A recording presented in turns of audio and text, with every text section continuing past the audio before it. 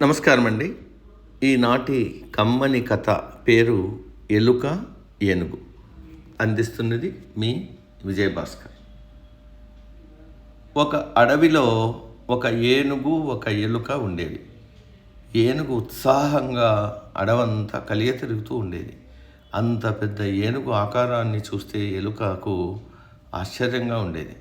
ఒకరోజు ఎలుక ఏనుగు దగ్గరికి వెళ్ళి, ఏనుగు నాకు నీతో స్నేహం చేయాలనుంది అని చెప్పింది. ఆ మాటతో ఏనుగుకు బోలెడంత కోపం వచ్చింది. చిచి, నా కాలిలో ముళ్ళంత లేవు, నీకు నాతో స్నేహం కావాలా, పో అవతలికి అని కసిరి కొట్టింది. దాంతో ఎలుకకు రోషం వచ్చింది. నేను నీతో ఎందుకు స్నేహం చేయకూడదు?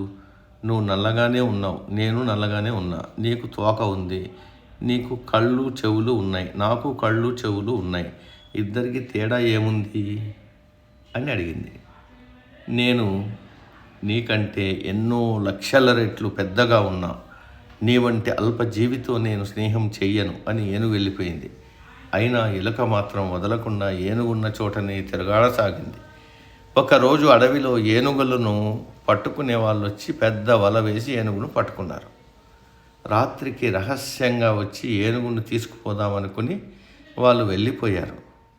వలలో చిక్కిన ఏనుగు బోరున ఏడుస్తుండగా ఎలుక వచ్చి, అయ్యో ఏడువకు, నేను నా మిత్రులను తీసుకొచ్చి నీకు బంధ విముక్తం కలిగిస్తానని చెప్పి ఇంకా బోలేడు ఎలుకలను తీసుకొచ్చింది.